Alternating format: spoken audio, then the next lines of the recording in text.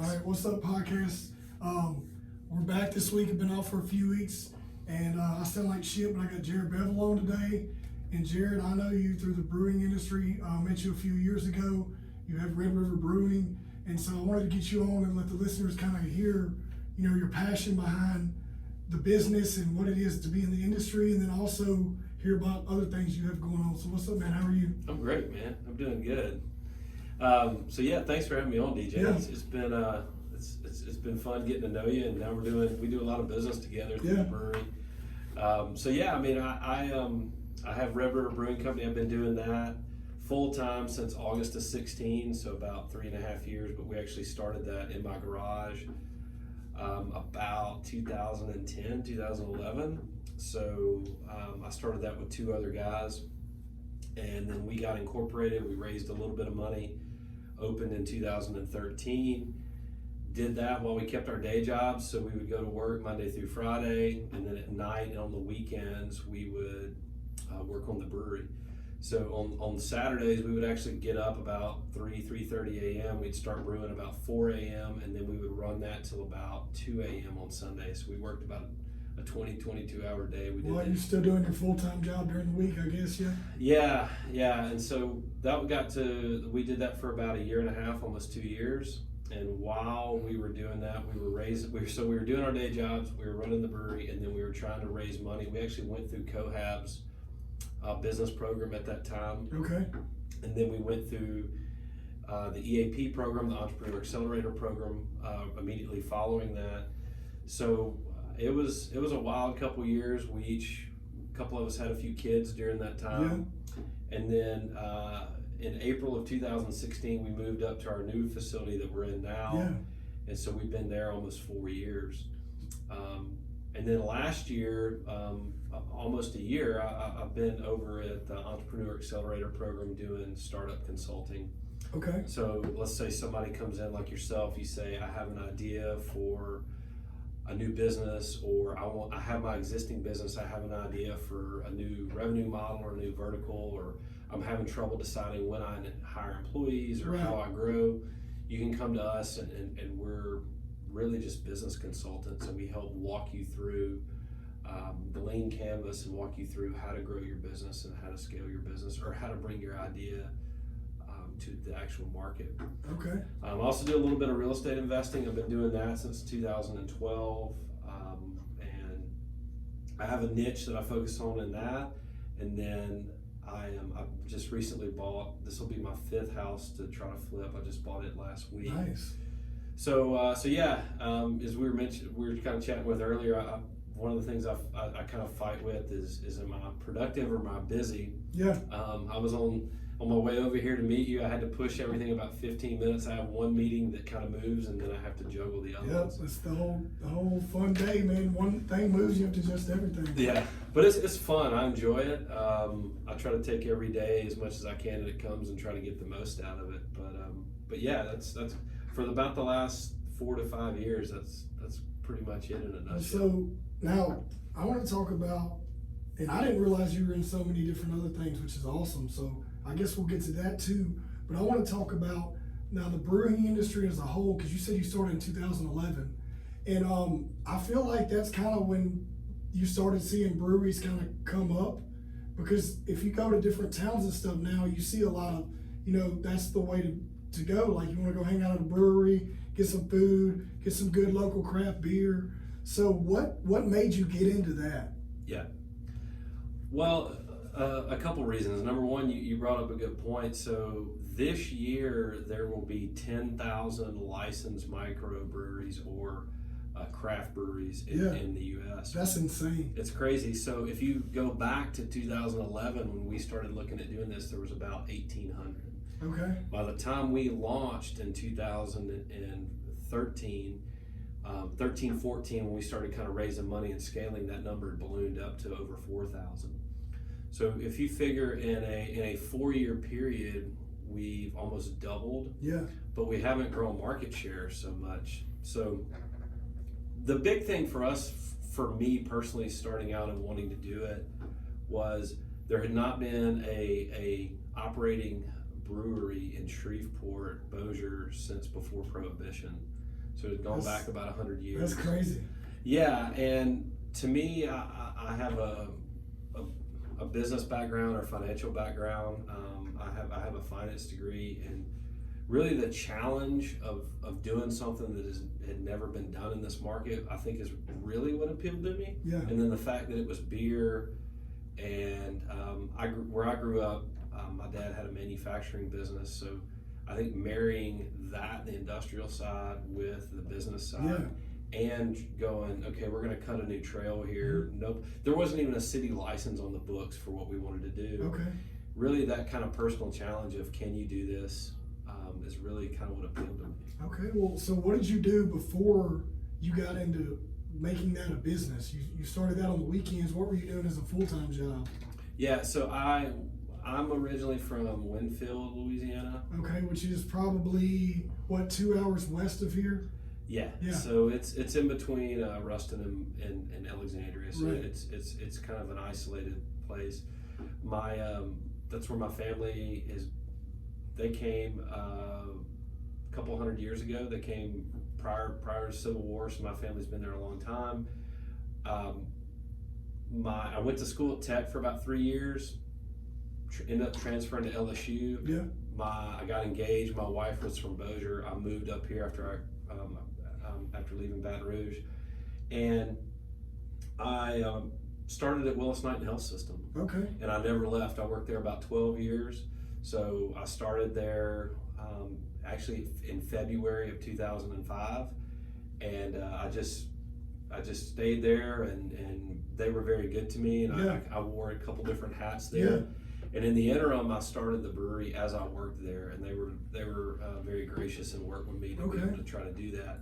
So yeah, I worked there from 2005 until 2016, and really kind of in a financial background and using that skill set. Yeah. But yeah, been kind of operating the business day to day for about 3.5, 4 years. Well, that's exciting. So here's another thing that I know a lot of people don't know about. I know about it because I've asked you guys about it. But so when you guys started and launched, you were actually distributing beer, right? Right. And so we're in Louisiana, so the state law here, I know there's a little gray area to where you can't serve food and liquor if you're distributing beer. So how does that all work, and what was your guys like, how did y'all get through all that and figure out what you wanted to do? Yeah. So and also, are the laws the same in other states, or is it just here? Well, each state is different. Okay. So we're a strict 3-tier state. So when I say 3-tier, there's 3 tiers in between the consumer and the manufacturer. Yeah. So the manufacturer sells to a distributor, that's 1 tier. The distributor sells to a bar, restaurant, or grocery store, that's a 2nd tier. The bar, grocery store, restaurant sells to the consumer, that's a 3rd tier. Right. So there's 3 separations. In the state of Louisiana, you can have if you want to make beer, you can have one of 2 licenses. You can be a manufacturer, and that's the path that you sell. You sell to a distributor who then follows that path. Or you can be what we are now, which is a micro brewery, right, which for all intents and purposes is a brew pub. Yeah. When you're a brew pub, what you can do is you can still make your own beer, but you can also bring in wine and liquor. Yeah. But what it limits you on is you're not able to sell out into the market. You're sitting in that 3rd tier, you're sitting in the retail tier. Right. So I can't turn around and sell to a distributor who then sells in a bar, right, restaurant, grocery store. The only place you can buy my beer is at my facility. Okay. So when we started on the manufacturing side, and going back to what we were talking about earlier, the amount of growth, the market growth that the U.S. and Louisiana had in the number of breweries. Yeah. We kind of took a look at it and said, we feel like that we know that the market has not doubled, the total size of the market, or tripled, even though the number of competitors has. Yeah. So all that was happening, or all that has happened probably in the last few years, is you've cut up the pie between more players. Yeah. And so we felt like we would do better as a micro brewer by bringing in the wine, liquor, and the food. Okay. And so in May of 2018, we actually changed our license from a manufacturer to a micro brewer, and really kind of pulled out of the market, sold our equipment, We had to rewrite a city law. It wasn't even legal to do what we wanted to do in the city of Shreveport, so we had to go to the city's attorney's office and get it passed. So you talk about kind of cutting a trail. We turned around and did it again. Kind of a scary time, to be quite honest. Yeah, I bet. When you have all that invested and then you're trying to figure out what your next move is going to be. Yeah. But for us, it was just, we had built a model to be able to sell our beer in about 3 to 4 states. Yeah. And we were not seeing that type of growth. Gotcha. So we had kind of hit a wall. And so we were either going to die a slow death or somewhat of a fast death, or we had to change and go a different direction. And that's what we did. Yeah. Okay. Well, from there, you make that shift and then you're able to start implementing. You brought in a guy he was a chef, and you were starting to implement local food, and then you're able to bring in, I feel like doing the brew pub thing, you're able to bring in more things, like be a little more diverse and offer the public a few other things, and then plus you have you have other businesses in there with you too. Right. So y'all do you have a butcher in there, and then you have like a glass blowing, right, and then what else you guys have going on? Is that all you have in there right now, or yeah, and then you have the food, of course. Right. Yeah. So yeah, we initially when we transitioned to the food side, we worked with Chef Anthony Fallon. He brought in his concept Fat Calf Boucherie. He did very well with that, and then he has now gone and moved on to a standalone facility right there at the corner of Kings and Cresswell. It's doing very well. But yeah, he was there for about a year, and then we just kind of had a mutual separation, the standpoint of we felt like it was more beneficial business-wise for both parties to kind of go our own way, and so in September of this past year, we took over the food operation. But yeah, you brought up, we have Smith Family Farms that's located in our facility. They have a meat processing facility. You've got our brewery, you've got also our restaurant, and then you have Sanctuary Glass Studio, which has been there about a year now. So I imagine we're probably one of the only places in the country that has a restaurant, operating a brewery, a meat processing facility, and glass blowing all under one roof. It's pretty unique, but not only that, you're able these businesses are able to get more exposure by using your facility, which is exciting because it's not just like, you're not cohesively using everything that operates under the beer, you know what I mean? Right. And that's kind of exciting. And there's more experience at your facility now. People come there as a destination to drink and hang out, listen to music, or do other things. Well, in business, you want a niche, right? Right. So what can you do differently? And so for us, looking at it and saying, what can make us unique? You talk about experiences. Millennials, especially as consumers, are very experience-driven consumers and customers. So what can we do to separate ourselves from the next restaurant or the next brewery down the street? Well, by bringing that all together, we feel like that helps provide the niche that we have. Yeah, and that's awesome. So you were talking about millennials, and you seem to be very educated on market and the business. How does that mend together with running a brewery where most people, you see breweries come up, usually that's not business-minded individuals. You know what I mean? Usually it's people who enjoy to drink, hang out, but really don't have a lot of drive to create something massive or profitable. Yeah. Well, I think you do have a certain segment of I guess operators in the brewery industry that are really passion-driven individuals. But I do think as the market's grown and as the opportunity's grown, you've had a lot more people, a lot more business or money people get into it. We were definitely probably in the passion-oriented sector, and that's good and bad. Because you start in the garage. You start in the garage. Awesome. But ultimately, at the end of the day, it is a business. Yeah. And you have to figure out how to make money and how to monetize it and understand your market. For us, I think we've learned a lot by making a lot of mistakes. Yeah, of course. That's the name of the game in anything.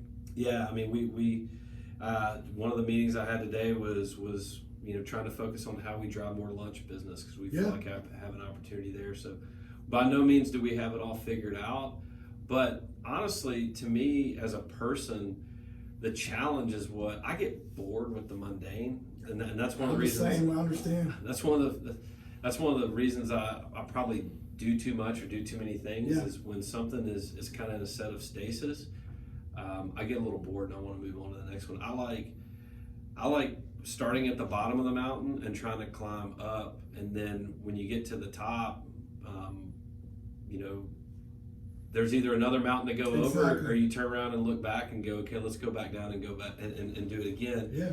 But we've made a ton of mistakes along the way. But I tell you, the main thing with that is just learning from them and not repeating them, and then coming back and doing it again. But our market for what we're trying to appeal to is definitely, if you just focus on millennials or true craft consumers, they're not so loyal. Right. And so we have to figure out ways to build a loyal customer following to have that consistent revenue. And that's just something that all businesses, I think, struggle with. It's customer retention. How do you keep refilling the funnel? Yeah. And how do you keep a customer and not try to, have a different subset come in all the time? Well, so we talked about some of the business stuff. I want to get into the beer. I'm not a beer guy, okay? Yeah. Growing up in high school, I drink beer. We drink whatever we could, I'm not a craft beer guy. I prefer whiskey or tequila, but I love what the industry's done for beer, because you have all these different options, and then you can like mix liquor with beer and all those things. So what's some of your like stories or some info behind what's changed in the actual beer industry? Yeah, so we're innovation is big in our industry, and staying on the forefront of that. At the same time, innovation can be a fickle friend. If you catch it on the back end, or what's perceived as a trend, and you try to chase it too hard, it may be short-lived. So our most successful beer is actually a very traditional beer. It's a German lager that is really their beer garden beer. It's our best seller. Okay. It's the hardest beer to make that we make, and luckily our brewer, Austin Wisby, does a really good job of brewing it. We actually won the bronze medal in the U.S. Open Beer Cup for that beer 2 years ago. Where is that at? It's up in Ohio. That's awesome. That's an achievement right there to be said in 10,000 breweries in the States, man. That's awesome. Yeah, but at the same time, your craft people like variety, and so hazy IPA is been a trend for probably the last 2 or 3 years. It's still a big trend. Sour beers are becoming more popular. Fruited beers are becoming popular. Right. Now seltzer water is a trend. What is it, Truly, and the other one? Yeah, I think Truly. White Claw. White Claw. Yeah. One of them's a Sam Adams brand, actually. But the next trend, and one of the ones that we're going to start trying to work on, is non-alcoholic beer, because going back to millennials, there's a study that about 30% of millennials list drinking less as a goal for themselves. Yeah. They want to be social. They want to go out and interact. They want to hold something in their hand, but they don't want the negative health effects that alcohol has. So making I think you've probably seen Heineken has come out with a product that they're advertising now. So making a craft beer or a full flavored beer that's non-alcoholic is probably the next growth curve that a lot of breweries are. So to your point, there's constantly some type of innovation going. You got to kind of keep your ear to the ground, but at the same time, you've got to do it your own way and make it to where it makes sense for your brand and your local market. So because I know there's still people out there doing their own thing, or trying to, being that it's such a popular, and it's still trending, and people love it. They love being able to go and get craft beer, different types of drinks that aren't available anywhere else. And then going back to experience like we were talking about, what would be some advice you would give people possibly listening to this show that wanted to get into this industry? And not just on a business perspective, but just overall, all the things you've been through. Well, the first thing I would say, anybody that's wanting to start a business, is the mental side of it is huge. Yeah. You go through a roller coaster of emotions of we're doing great, we're doing okay, to we're completely dead. And that may be in a 1 hour period that you go through all that, much less a period of weeks or months. Yeah. So start small, I think is key too, because you're going to make mistakes, and you want to be in an environment to where little mistakes don't kill you. So you want to have a little bit of cushion there. And we tried to do that when we started out. We wanted to prove to ourselves that we could actually make the product and make it successfully. And we learned a lot during that time. But I think the two biggest things I would tell people, or what I try to impress upon people working at EAP, is number one, there's a difference between having a business and creating a product. Yeah. So a lot of times people come up with an idea, and it may be a great idea, and it may be a great product, or it may be a great service, but do people want to part with their money with it? Right. You know, is that a problem that someone wants to really solve? Or is your idea or innovation or iteration unique enough, different from an existing product in the market to make someone want to part with their money for it? Can you go against the big boy that's already established in the market? And that in craft beer, it's beer, but can you make a product that's either through branding or flavor or whatever it is, experience, that makes you be able to pull the drinker over from Michelob Ultra or Bud Light or whatever? And then the other thing that I would say is making sure that you focus on your business enough, going back to, and the market, and not just being fixated over your product. Yeah. So a lot of people, when you sit down and talk to them about their business, that all they want to do is talk about the product features. They're emotional about their product. They are too emotional. They have the best looking baby in the nursery, and all they can see is how good looking their baby is and what it is, and they're not so focused on what the broader market sense or how they're going to compete. And look, I've been guilty of that. It happens. It is, and you get so focused on how you're going to build your facility, or how you're going to. And you're not really looking at going, what's my packaging look like? Yeah. How am I going to get distribution? How am I going to get it on the shelf? How am I going to advertise? How am I going to get customers? How am I going to retain customers? I mean, again, I've been there 1,000 times. And so as I look back of where we kind of fell short, we were not focused enough on how we were going to acquire customers, how much effort that was going to take, how many shelves I needed to get on, and what was the plan to get there.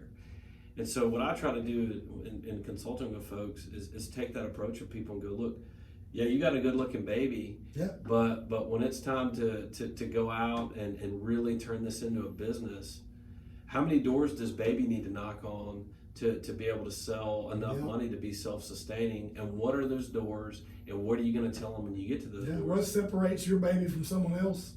And what you were talking about earlier, what I love, because I'm in the marketing industry, so I see this a lot, is people focus so much, so they have a good product, they get a little bit of attention, and then they focus on trying to be the biggest player too quick, and then quality control goes out the window.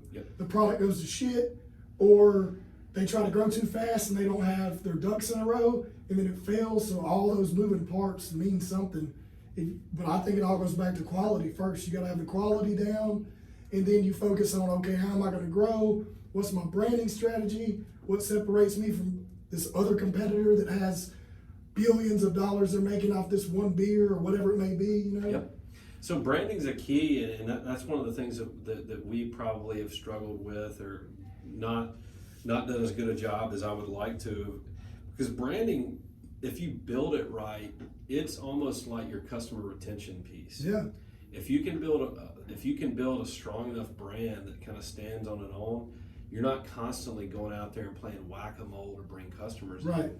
If people know, if you attract people for whatever reason, whether you're cool, you're socially conscious, you're eco-conscious, whatever that speaks to your target customer base that really captures them, pulls them in, and creates them loyal, that is such a powerful attribute to your brand that lets people, to where you're not waking up every day going, man, I got to sell to 500 people today. Who are those 500 people, and how am I going to get them?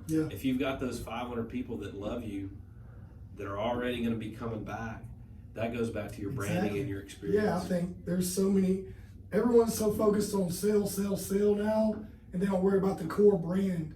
Like these brands that have been around forever, I did a seminar and like a piece on this probably a year ago, talking about the progression of Pepsi Cola from when it started until where it's at now.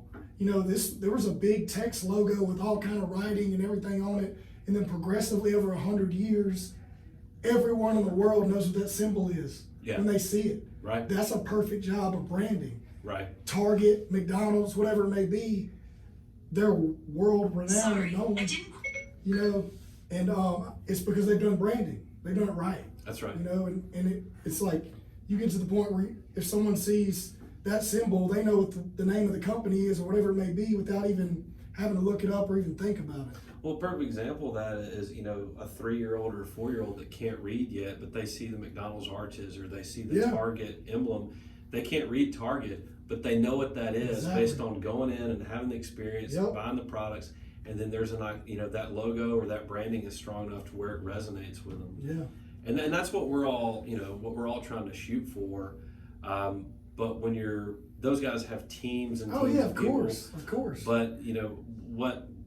To me, as we talk to entrepreneurs and people that come in, when you have a mix of someone that gets the product, maybe has the operational side, but also understands the market side and the broader scope and has that sense, you know, when you're talking to them probably within the first 10 or 15 minutes, like this person it's not a guaranteed success, but they are going to have a lot stronger, their chances of success are a lot greater versus the guy that walks in and is really just, because a lot of times what you have is, man, I got this great idea for this new thing, but I have no idea how to build it. I can see it in my mind, but I have no idea how to build it. I've got to outsource it. Or you have this person that's a really skilled technician or craftsman, and they can build that, but they have no idea how to go out and sell it. Exactly. There's always one or the other. It's very hard to find someone that has both starting out. It just really is. Yeah.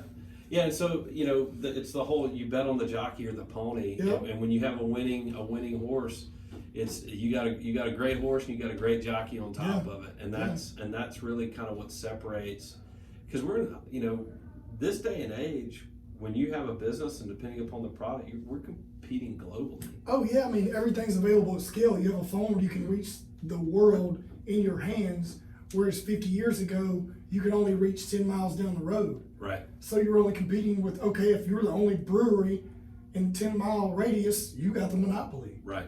Whereas now you can't do that. It just works differently now, and it's a gift and a curse. We take it, we're used to it, we accept it, but I still remember a time when that was non-existent. Right. You know what I mean?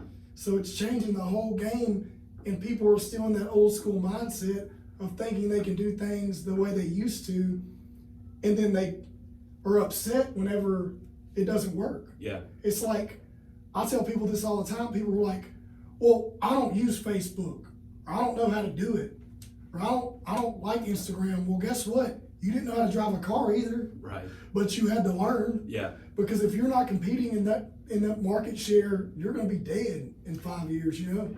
Yeah, there's an old saying that it's easier to overcome a mediocre product with really good marketing than it is to overcome a really good product with mediocre marketing. Exactly. I mean, you see that all day with fast food joints. Yeah.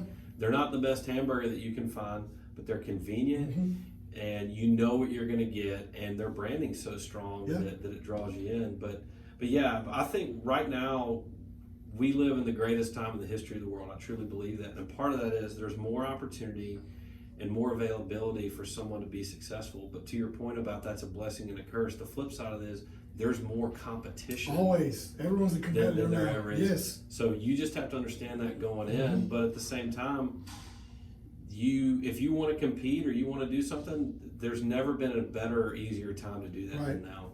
Yeah, I agree. I think this is what I think, and I look at it a lot.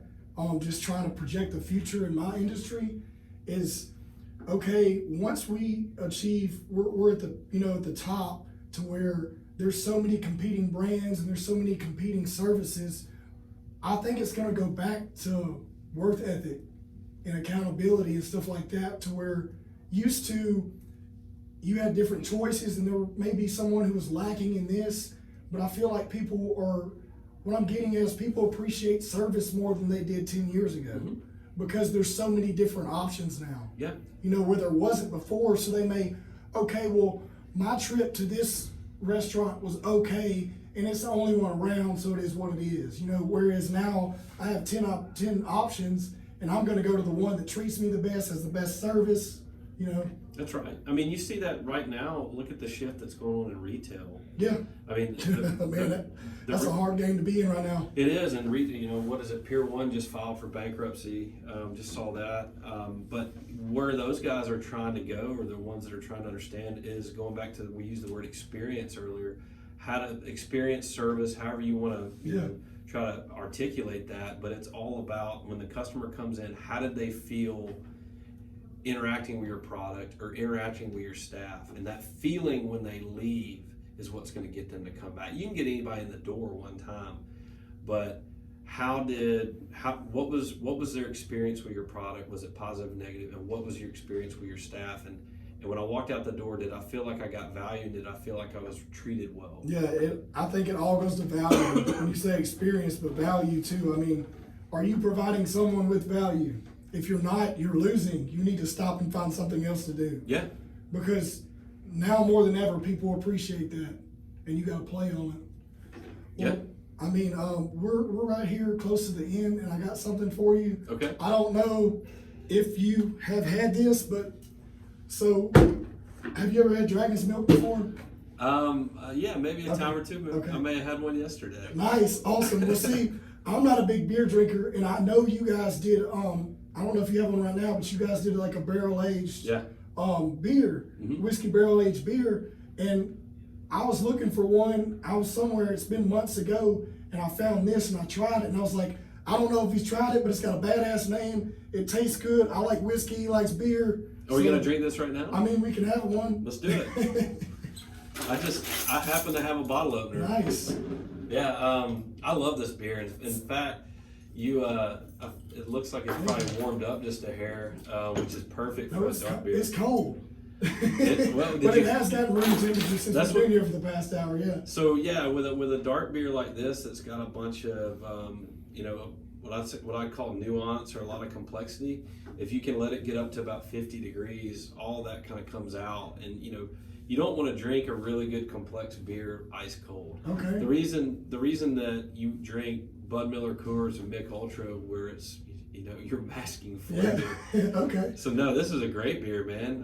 This is one of my favorites. So awesome. So and cheers. It's really strong. It is, yeah. But yeah, we make a couple beers like this. We make a beer called Captain's Reserve, which is a vanilla bourbon porter, which is very close to this. And then last year we made a beer called Abdication of Responsibility, which I think is probably one of the best beers we ever made. We took an imperial stout, so much like this beer, and we aged it in Buffalo Trace barrels that had been dumped about 48 hours before we got them. Okay. And so with a barrel-aged beer like that, you're going to get flavors of the bourbon, but what you're also going to get is some of the barrel notes. And so you're going to get vanilla, a little bit of toastiness, some different things that you get in that. But no, New Holland, this is a great beer. Yeah, I mean, I saw it and I was like, man, I got to get my hands on this. And I was trying to think of what I could get you. And I was like, well, shit, you got a brewery? I know you gotta like beer. And I'm not a big beer drinker, but if it tastes like whiskey, I'm down. Yeah. You know? And yeah, it's good. I joke with people, they'll sometimes say something, not about the amount of beer I drink, because that sounds. I'm not one of these guys that can knock back 20 to 30 beers. Right, I'm really right.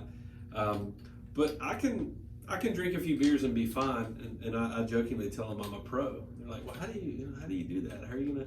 So I'm a pro. Yeah. I've been doing this as a professional for a few years. But no, it's been a really. I tell you, I feel like I've been very fortunate to be involved in the business that I've been involved in, be involved with the partners that I have, and investors. We've raised money, kind of going back to the personal experience and really the journey of life, or you hear things like it's not the destination, or it's the journey. It really is, man. It really is. The things that I've learned and the personal growth and things that I've had to do that get out of my comfort zone, push myself beyond of where I was. I'm not really afraid of much on the business side now. I've done bank loans, I've done bank refinancing, I've raised over $1 million. I've had to go back to investors, and that, there's just so much that's involved in that. And I'll tell you one thing that I have to lean on too. There's a lot of sexy businesses out there that you don't realize, like Netflix they've never turned a net profit. Yeah. Uber never turned a net profit. I mean, you've got a lot of these guys that have been duking it out for years that you really have to grind through. We're just doing it on a micro scale. Yeah. But it's really been a fun ride. It's been really hard at times, but I've learned a lot, and as I do these other things that I'm doing now and trying to counsel people or educate people, trying to let them not trip over the same things that I tripped over, and try to say, don't touch that, that's hot, don't do that. Here's, I know your baby's really pretty. Yep. Your baby is beautiful, but do people know about your baby? Yep. Let's talk about that side of it. Let's quit talking about how good looking your baby is. Let's talk about something else. Yeah. But no, it's been fun, and just like today, being able to, through this, you and I've got to know each other, and we get to sit down and chat and have a beer. I know, man. I never would have thought, a couple years ago when I met you, we'd be doing this. It's crazy when you go through the process of doing things, and as you get comfortable and you face challenges and you're tested, like you were talking about, that you make a shift or you test yourself, or you're like, well, I don't really know if I'm good at this, but I want to try it. Yeah. It's just cool how that plays out, Well, another saying is, if you have a strong enough why, you can get through anything. Yeah. You can. So at the end of the day, if you when you have to go back, when you get to those tough moments and you roll back and you think about, well, why am I doing this? Or if I have to make this phone call, or if I have to do this thing, why am I doing this? Or what's the downside risk or what's the positive? That's really what you have to hold on to during those trial periods. Yeah. And for me, again, going back to the challenge of it and really trying to push myself each day to do the best that I can. Some days I'm successful at getting up and giving it my all and everything that I do, and some days that I'm not. But each day I have to get up and I have to take that attack it mentality, because I'm one of these people, I don't think we have 1,000 tomorrows. A lot of us, I think a lot of people go through the motions of life, and they kind of get in a pattern, or they get complacent.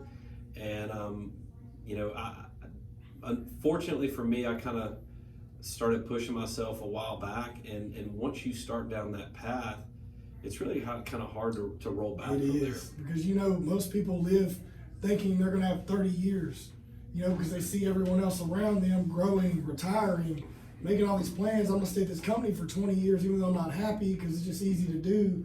But when you start realizing that, hey, all this shit could be gone tomorrow, it changes your mindset. It does. It makes you appreciate things more.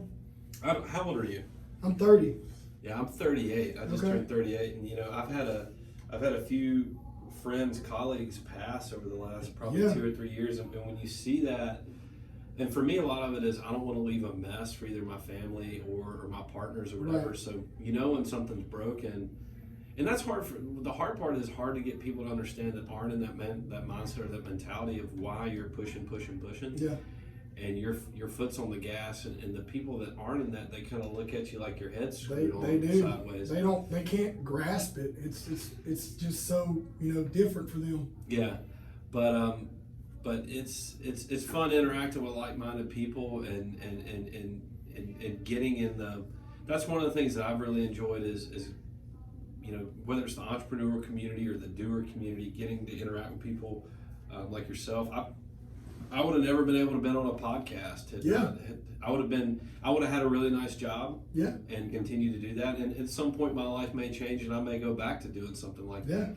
But being able to do things like this is really what I feel like is a privilege and a unique opportunity that it only comes through some of the experiences. Yeah.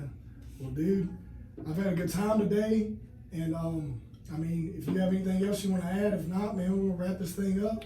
No, the only thing I would say is, if anybody's out there listening, and especially in our local area that has an idea for a business or has an existing business that's wanting to grow or scale, and you don't maybe know which way to go, or you need either a shoulder to cry on or a brain to borrow or some brains to borrow, come look us up at EAP, the Entrepreneur Accelerator Program over at VRF. We've got a team of people over there that can help you grow your business, and some of us have been sitting in the seat that you're sitting in if you're considering starting something.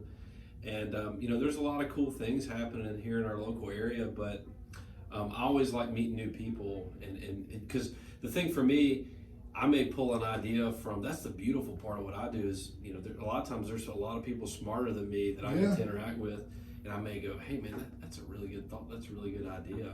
And so that's the only thing I would say is come talk with us, come chat with us, and maybe we can help you, or maybe you can help us, and let's keep moving forward.